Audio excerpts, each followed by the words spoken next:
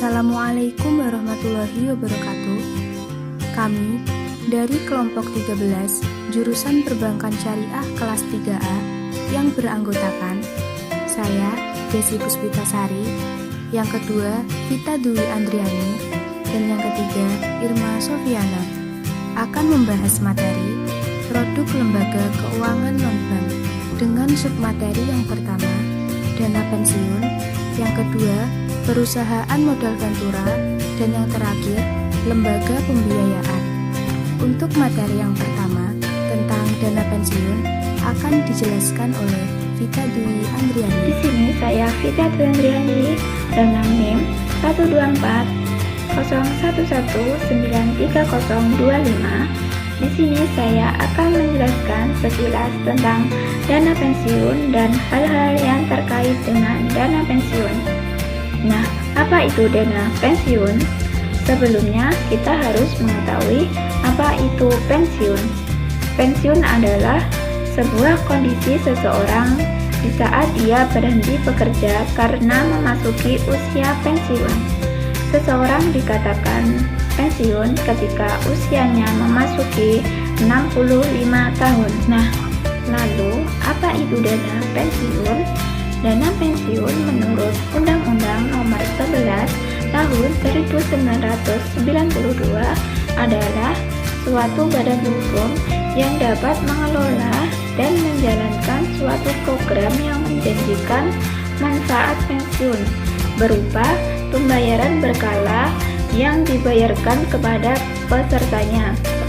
Dana pensiun ini dalam bentuknya berupa akumulasi dana yang dapat diberikan untuk kesinambungan penghasilan program pada hari tua.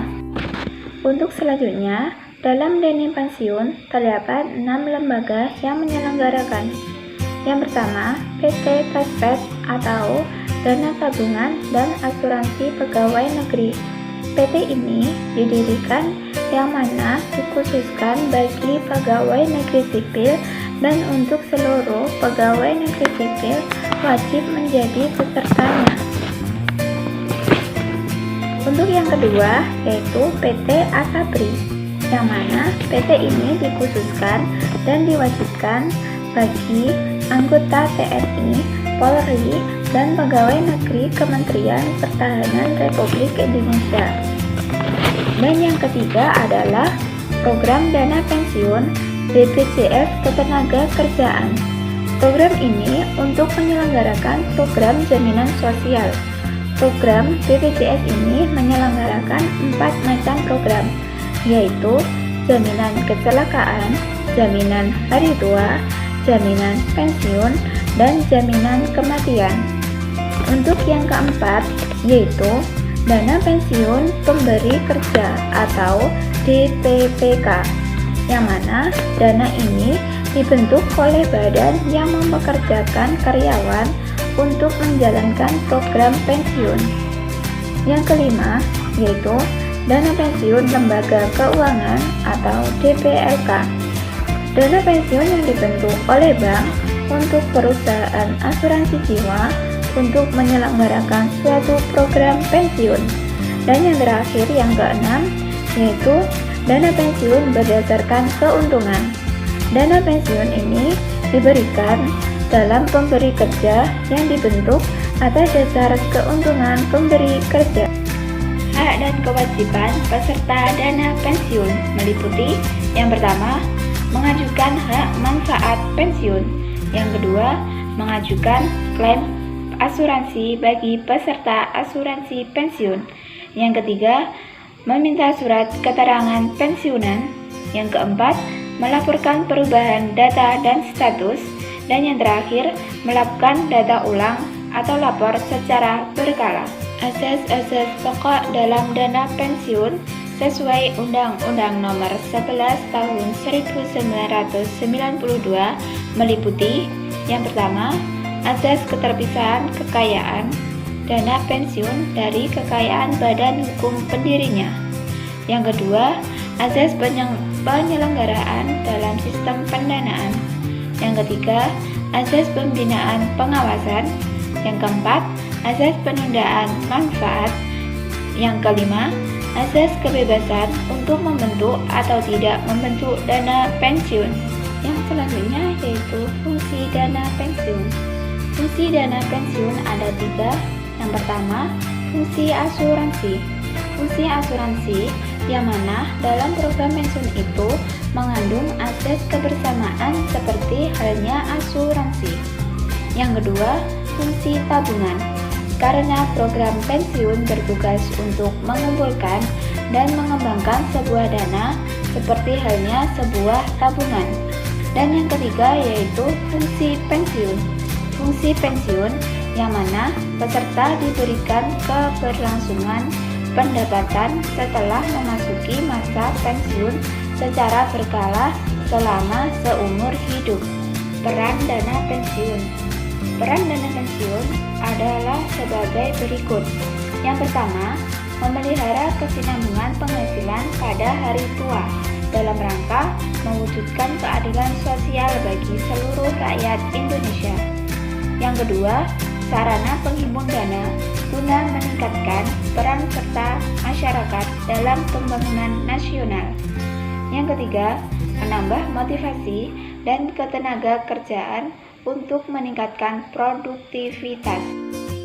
Assalamualaikum warahmatullahi wabarakatuh. Saya Irma Sofiana. Di sini saya akan membahas materi tentang perusahaan modal Ventura. Yang pertama, pengertian perusahaan modal Ventura.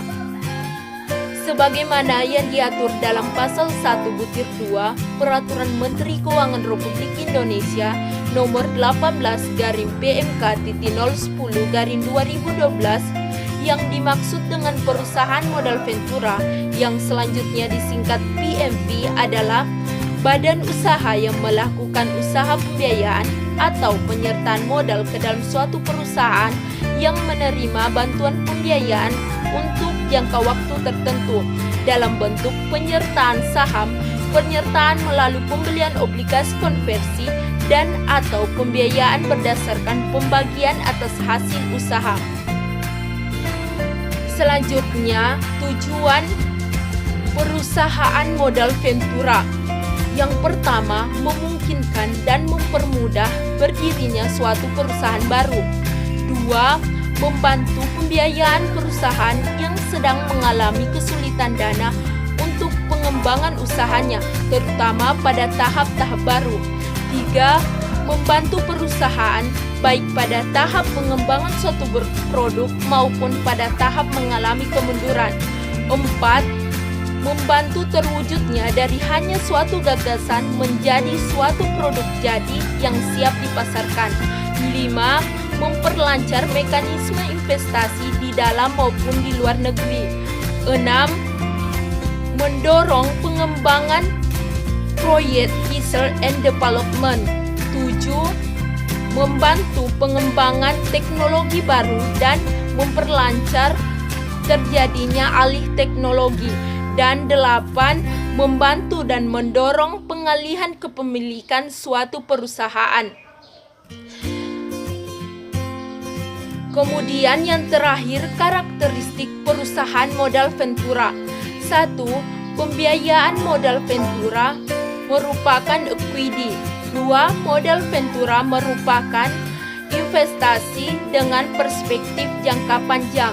3. Modal Ventura merupakan pembiayaan yang bersifat riskevidal.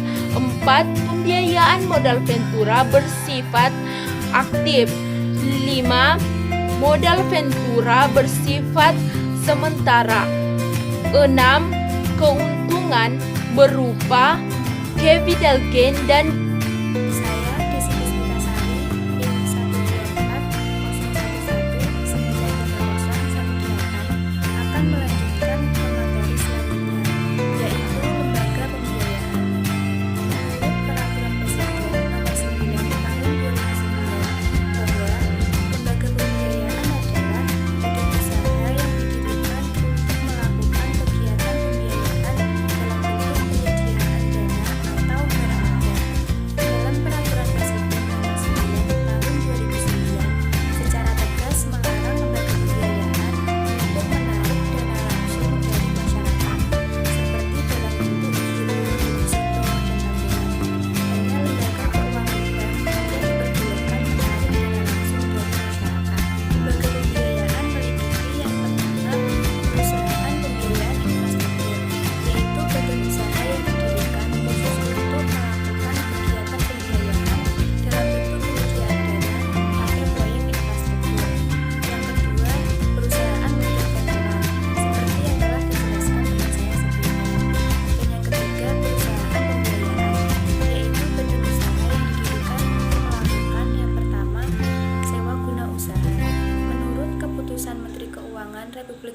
Indonesia nomor 1169 tahun 1991 tentang kegiatan sewa guna usaha atau leasing adalah kegiatan pembiayaan dalam bentuk penyediaan barang modal baik secara sewa guna usaha dengan hak opsi maupun tanpa hak opsi untuk digunakan oleh penyewa selama jangka waktu tertentu berdasarkan pembayaran secara angsuran.